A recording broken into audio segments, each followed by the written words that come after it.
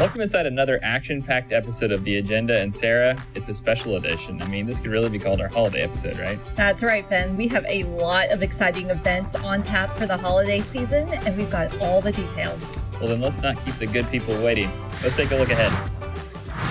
We may not have much snow in Port St. Lucie, but there's no reason we can't make believe, and what better place than our annual Festival of Lights, with this year's theme, snowflakes and snowmen.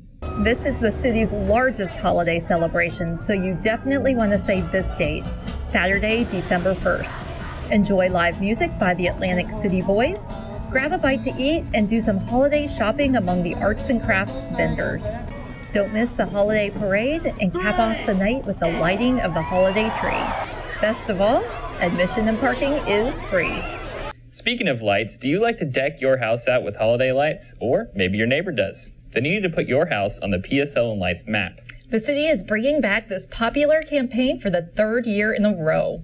To participate, all you need to do is snap a photo of your holiday lights display and email it to us at media@cityofpsl.com. Beginning December 1st, we'll begin adding your submissions to the PSL and Lights map with your location and other details. This gives residents and visitors an easy way to find all the best lights displays throughout the city. We're also bringing back the popular PSL and Lights bus tour, where we'll drive you and your friends and family to see some of the most dazzling lights in Port St. Lucie. Sign-ups begin December 5th, but act fast though, because last year the tours filled up in less than 24 hours. This year's tours will take place December 19th and 20th at 7:30 and 8:30 p.m. And since we're on a holiday roll, let's talk about a couple more fun and festive events happening in Port St. Lucie this December. Be sure to stop by the Winter Wonderland Light Show outside the Port St. Lucie Community Center on Oroso Boulevard. This one-of-a-kind dancing light show will happen every evening in December from 7 to 9 p.m. And while you're at the community center, don't forget to sign your little one up to receive a very special call from Santa Claus himself. With the help of his special operators, Santa will give your child a personalized phone call. Santa's calling sign-up forms are available at the community center, civic center, Minsky Gym, and City Hall. The City of Port St. Lucie's Building Department recently welcomed leaders from the City of Pompano Beach to share knowledge and best practices about the accreditation process. PSL's building department is one of only 25 in the world to be accredited by the International Accreditation Service. Pompano Beach's building department is starting the process, and stop by Port St. Lucie to learn about what it takes. We are here today just to learn about the International Accreditation Service through the International Code Council. The City of Pompano Beach is looking to be accredited, and we thought that it was a wonderful idea to visit City of Port St. Lucie. You have a group of knowledgeable individuals that are very dedicated and very passionate of what their accreditation is. You can see it everywhere in the building, which is great. The City of Port St. Lucie also recently welcomed Congressman Brian Mast, our representative on the House Transportation and Infrastructure Committee, for a visit to see our progress on the Crosstown Parkway Bridge. Support and funding at the federal level was critical for Crosstown and will be crucial for our proposed Village Green Corridor revitalization project, which Congressman Mast also had a chance to tour. You talked about this expansion of the Crosstown Parkway and all of the infrastructure that it brings in, all of the commerce that it brings in, the people that are going to be touring the area, not just on bicycle or as pedestrians walking around, but are really going to make a town area out of this part of our community. It's going to be something that really works to rejuvenate that area of the community. It's going to make it an asset, and I think a place that people want to go around and visit. To learn more about the Village Green revitalization, visit the city's website. Crosstown is definitely the city's largest infrastructure project, but thanks to the residents of St. Lucie County and PSL, several other very important road and sideway projects will be completed in the next decade. On November 6th, voters approved the half-cent sales tax for the next 10 years, which will pay for a long list of projects in Port St. Lucie, including improvements to every intersection of St. Lucie West Boulevard, implementing the entire Floresta Drive master plan, completing the city's 10-year sidewalk master plan, and beautifying US 1. We have a new group of City University graduates. Thanks to all the PSL residents who took the time to participate in the program. City U is a free 10-week program designed to help residents learn about their city government. Participants learn about topics such as how decisions are made, how city funds are allocated, and how departments operate. City University is offered twice a year and is free for anyone living or working in Port St. Lucie. This program has been developed for adults, but high school juniors and seniors may also apply. Our next class, which starts in April, is already full, but keep an eye out on the city's website for signups for the second class in 2019. While City University is mainly for adults, a group of local 5th grade students recently experienced a mini City U of sorts. Yes, on October 23rd, students were immersed for a day in the work of their local government as part of a special field trip to commemorate Florida City Government Week.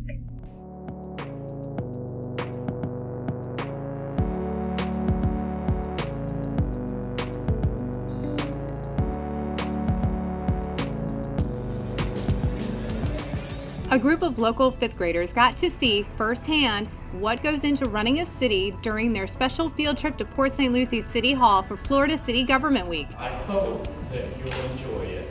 Over the course of the tour, they participated in many different hands-on activities, all while learning about different facets of city government. So it went in between the big rocks, and then it went in between the baby rocks too, okay? They also got to see the city Swampmeister in action. All right, get back to work.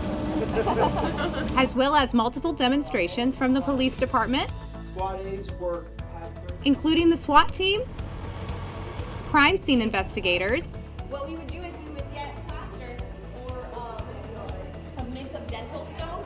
and canine unit. Canine, stop or I'm gonna send my dog. No. Stop or I'm gonna send my dog.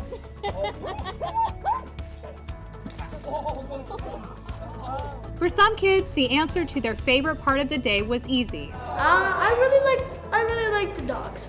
But another activity also turned out to be surprisingly popular. The part about today was one of the people from the mock council meeting. Students got the chance to assume the role of the city council, participating in a mock council meeting with Mayor Greg Orbeck. Are you having fun? Because that's straight from a council meeting. And Councilwoman Stephanie Morgan.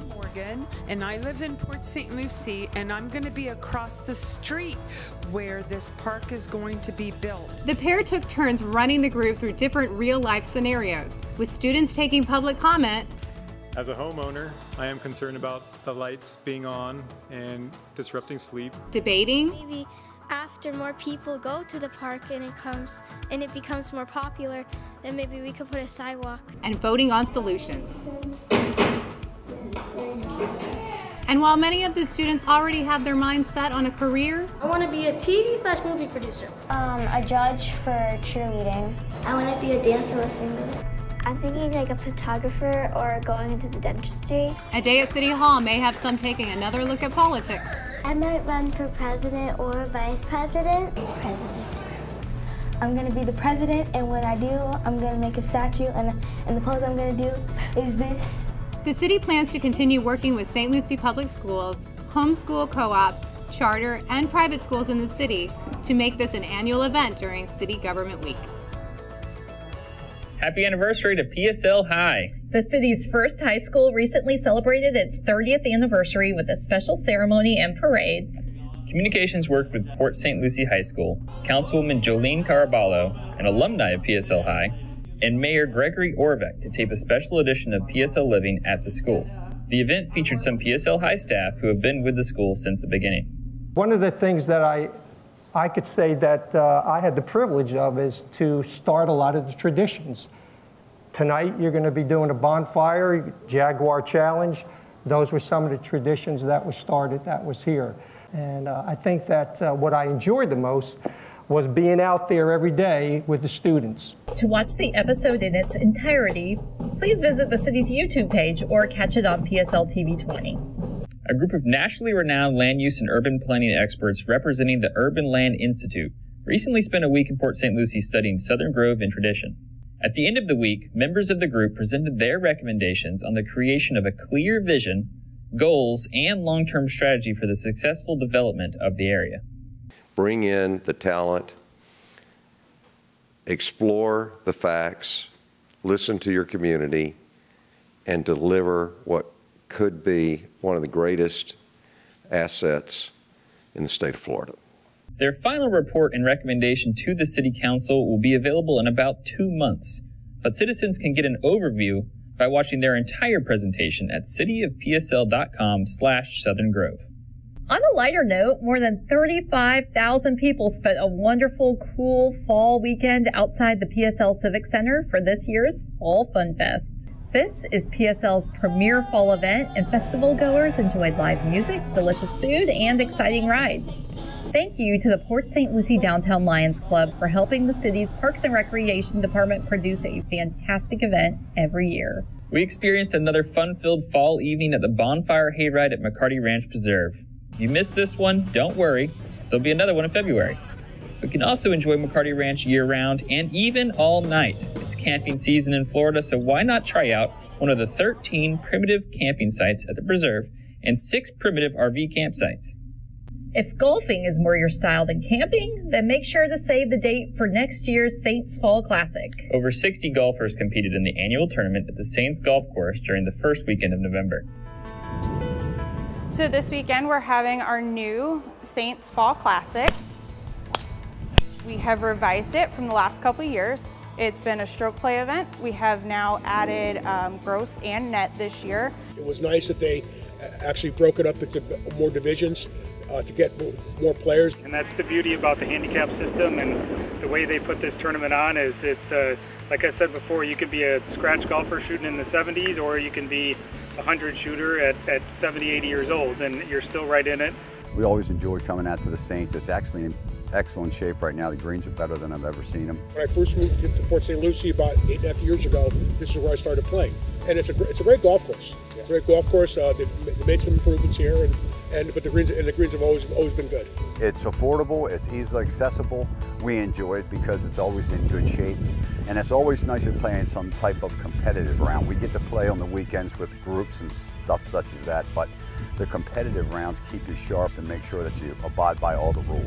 This year we have added sponsors and added the banquet here, and we're hoping that will end up attracting more players. This was nice. You know, this was a nice little special treat. So we enjoyed it, and we were able to bring our wives here and have a nice evening out. Oh, the staff couldn't have been better. They put on one great tournament. Staff is wonderful. You have Ashley, you have Ray, you have a bunch of the Brett out here, and they always treat us awesome out here. It just makes you proud to be here and proud to be part of the city and part of because this course has really changed a lot since the city bought it, and we enjoy playing here and enjoy all the people here too. It's nice to get a little more meaning towards it, and some days it's good, some days it's bad, but we all have fun. It's all about fun. That's what it's a good group of guys and a lot of fun to play with. I don't know who's watching, but thanks for letting us do it. It was Definitely, a good time, for sure. Yeah, great time. Great time. Yeah. I would say pay the money and come back next year. You know what that music means. It's time for everybody's favorite part of the agenda. That's right, ladies and gentlemen. It's time to mark your calendar. The Civic Center Game Room will come alive once again for a festive holiday gathering, the Special Needs Holiday Luncheon. This program is for anyone with special needs and their caregivers. It features lunch, a train diorama, nonprofit bingo, unlimited access to game room amenities, a special visit from Santa, and a lively musical sing-along. River Nights continues in December. Enjoy a tranquil and relaxing evening overlooking the beautiful St. Lucie River, or just hang out and enjoy the fire. There will be live musical entertainment, a cash bar, and food available for purchase. This takes place the second Thursday of every month at the site of the city's future Riverfront Park, just south of the Botanical Gardens.